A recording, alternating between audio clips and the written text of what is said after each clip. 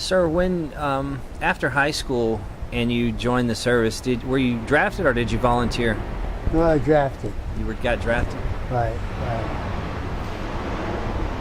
At the time, Sound of freedom, right? there was competition here. At the time, I thought I wanted to go in the Navy because I liked the water so much. But when I went up to Boston to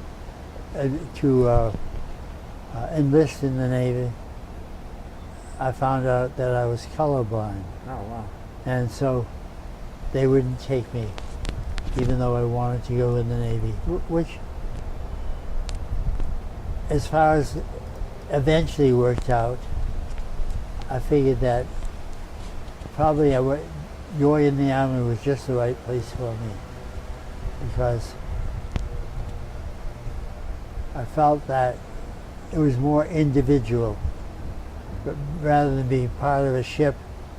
When you get hit by a torpedo or whatever it is, I mean, you go down in a ship, but you're more, when you're in the Army, you're more in control of your own life. You're hit the ground when shells come in. You learn very, if you're smart, you learn very quickly what to do and what not to do. Yeah. So I like that part of the Army. I see where you're coming from on that, for sure. Basically in the Army, I sort of ended up being a first scout in the Army, which was interesting because I think that they said, I heard, rumored, the life of a first scout was probably like 8.5 minutes. But I became first scout because the two scouts, there's usually a first and a second scout in the company with each platoon. The two scouts in my platoon disappeared the first night, just took off. I don't know whatever happened to them. And I was the third one in line, so that makes me I moved up to first scout. And it was a little bit, at the first, I had no idea of what would be expected of me. But I found eventually that the autonomy of being on my own worked for me, because I could use my head, use my judgment, what to do my job, and figure out without someone telling me, go here or go there, do that. I figured out the way to do what I had to do, to get back to my company with the information that they wanted. So anyway, I was first scout for most of the time that I was in the Army. That I was in that I was in action most of that time, and it seemed to suit me very well. Sir, I know you've written a book about your experiences It's pretty much in the book.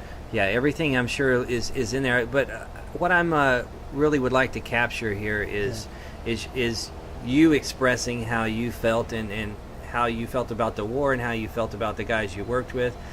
For your family, they can read your book and hear your story, but to be able to see your face and hear your voice talking about your experiences, what would you like to tell generations from now? Good question.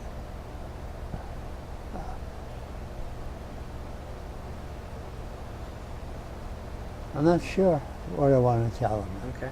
It's quite an experience when you're young to be there and grow up. It's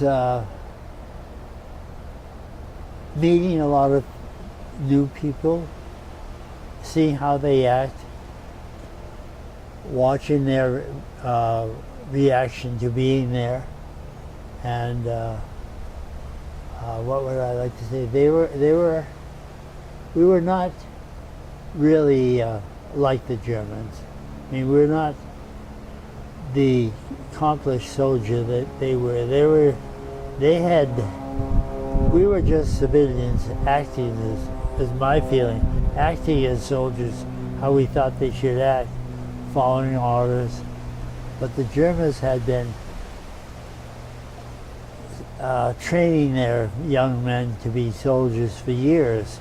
They had 5, 6, or 8 years training before the war even started. That's a very good point. Yeah. So they were crack troops, and we were more, or at least I was more independent. It was very hard for someone, an officer, to order men to go up, do something that they know they're going to lose their life for. But I saw Germans would do that because they were indoctrinated. They would give their life for the Fuhrer. Yeah. Total different attitude, and they were very skilled. They were better soldiers than we were in that sense. You could order them to do things that they would do. Generally speaking, Americans would put a bit of themselves in there. If they were ordered to do something and they thought there was a better way to do it, they would try to do it the better way. Yeah. Maybe in not quite following the orders of the sergeant above them.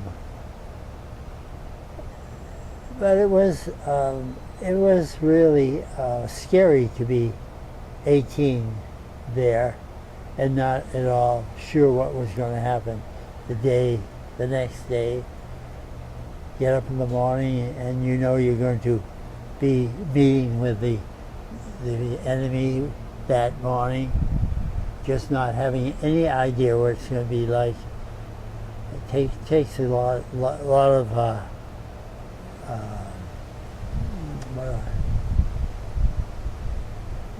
following as a group what the others did.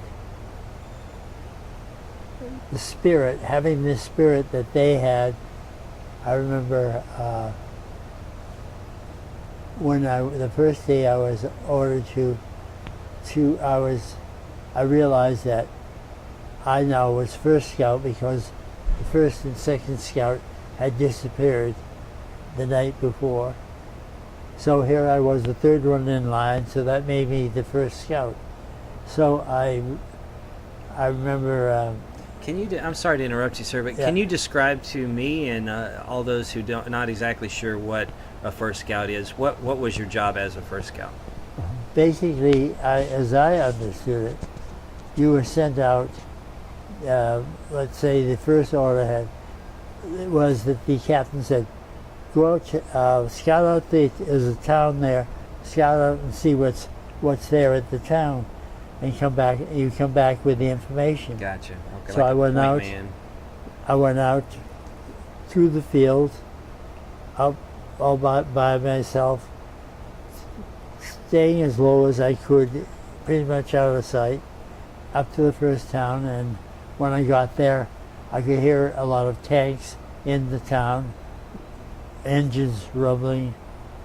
So I realized that, and nobody had shot at me, or they didn't. I don't think they even knew had come up to the town. So I headed back with the information that I had that the town was full of tanks. We would have to expect running into tanks if we were going to do anything here. So I went back to my company commander and said to him, "Captain, there are a lot of tanks up there."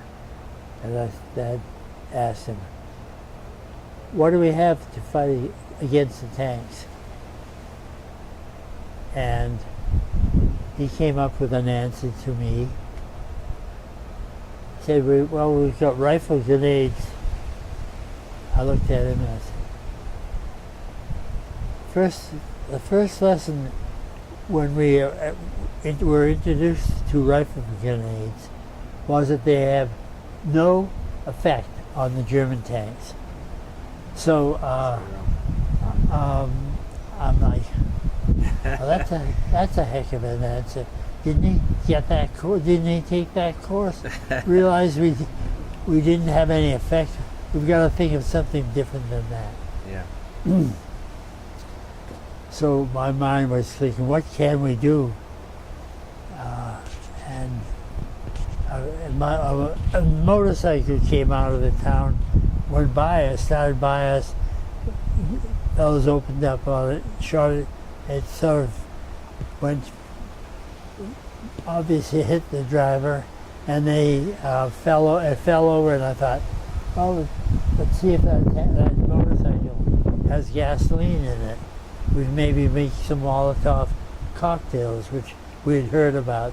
No, never had been taught how to make them, but we had some idea, which I thought we should do that.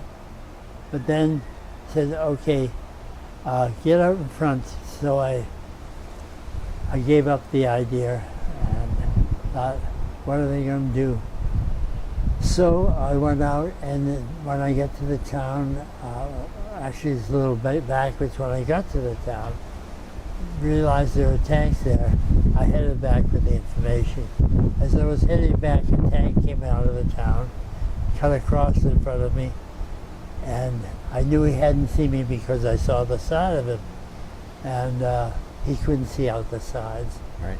So I hit the ground, and he sort of turned, and he was right there. When I looked up, I was lying flat. There was the muzzle of his gun right over my head. Oh my God. And I'm like, what am I going to do now?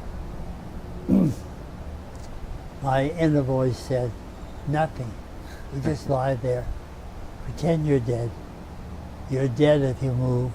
So just stay there like that. So I learned lesson number one, and that's the kind of thing.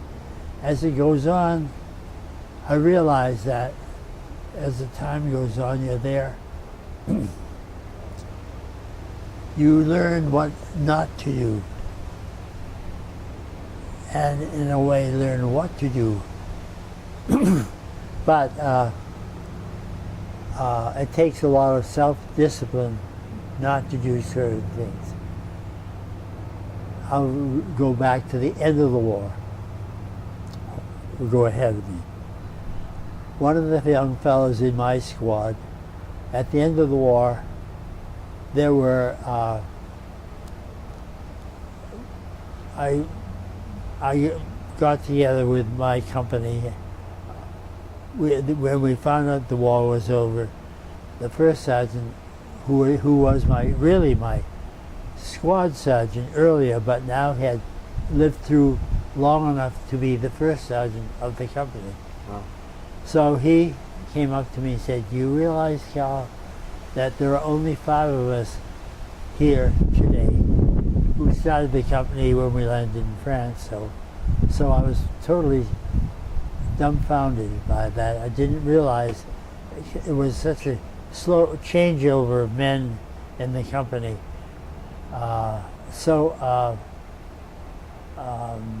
I spoke to one of the fellows who now was a sergeant, one of the regular privates, and we started talking. And said, there were 37 men during the bouts that went through my squad. Said they couldn't learn. I tried to tell them what not to do. They couldn't learn. Said I didn't even get to know the names of half of them. So he was very depressed about that, and we both knew that they had not ever caught on how to try the way to save themselves. I don't know if this is what you want me to talk Yeah, about. absolutely. Yeah. But basically, there's a lot of fear when you're first there. You don't know what to expect, and you don't know what's the best thing to do when shells start coming in, and you have to realize that just hitting the ground, that's your best friend. Just stay right on the ground. Let whatever's going to happen, happen. Then when you're sure it's all over, then you get up. And that's a hard lesson to learn, and I would say that's probably why I got through the war. Do you realize that the lessons that you had to learn the hard way saved the lives of so many men after you? Do you realize that? The lessons you learned were passed down to those in Korea, to those in Vietnam, and the lessons they learned were passed down to us. You guys have saved so many lives, whether Really? you know it or not, because of the things you learned the hard way. We're taught those things now. You know? Really? We have the experiences of almost 100 years of your experiences now to draw on. It's Right. amazing. Well, that's good. I thought that the one thing that would have helped me, or helped any of us, is to realize not to get afraid of tanks. I mean, but to realize they are restricted in what they can see, and so you just go to their blind side and just stand beside them. They don't know you're there. It's I amazing. mean, and what can you do to save yourself or to disrupt the tank? Learning things. Everybody was afraid that first tank that we ran into. They just took off. But you don't have to. I stood beside it. I mean, I laid in front of it, and then I stood beside it. They didn't know I was there. Once they took off, I walked down the road after them, trying to figure out what am I going to do. But, well, it's a learning process when you're an infantryman, Right. and the more you learn, the more you the better chance you have of getting through it. The hardest part is when you're told to do something by an officer or a non-com, and you know it's not the right thing to do, and then you have to somehow struggle with yourself to do what you know is right, and not follow his orders directly. It's very difficult. And that's another thing that's changed, I think, since your time is leaders are a lot more open to different ideas because these young guys are so smart and they think in ways that we don't a lot of times. Right. So you have to be open to these new ideas. Unfortunately, it sounds like it was a little more strict back then, but we had it better than the Germans. You say, I mean, Right. they just did what they were told. Period. Absolutely, right. So, in effect, if you want to think of a soldier as being part of a machine, they were better soldiers. I mean, they just, at times, just went up against death. They knew they were going to die. They didn't try anything different. Well, that's about it for that. Okay. It's very discouraging. I didn't get it much into, at the end of the day, when things have quieted down and you're have dug in your hole, or most of the time we didn't have to dig in because the Germans were backing up and we were going ahead, and they left holes for their own, ones they had made for their protection, so we just moved right into them. And strangely enough, I guess they left it quickly enough that they didn't booby trap. I don't ever remember hearing of them booby trapping holes. We would just move right into them. And they were very precise in theirs. I mean, some of the holes that we dug were just barely qualified as foxholes. Just get out of the way. But theirs were usually very square, very well done. I could just imagine their sergeants coming around inspecting their holes and telling them, do it again, you know. Yeah. How do you say it? Well, what I'm saying is... You were moving so fast that you never had to dig the foxholes. Right. In that way, it was easier for us. But of course,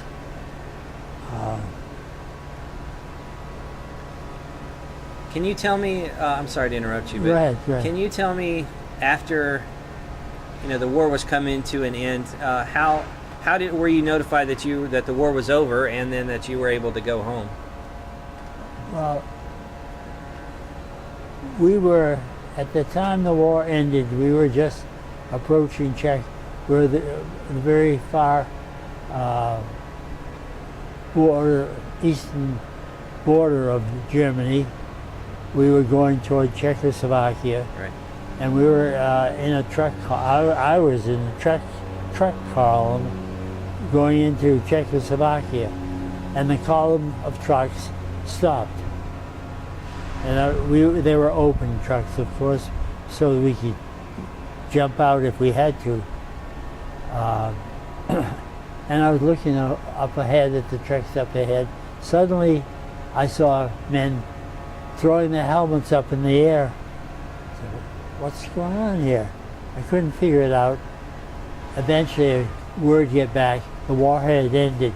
They had just gotten word that the war had ended. That was the last day of the war. Nice. And so everybody's jumping out of the trucks and congratulating each other for having gotten that far.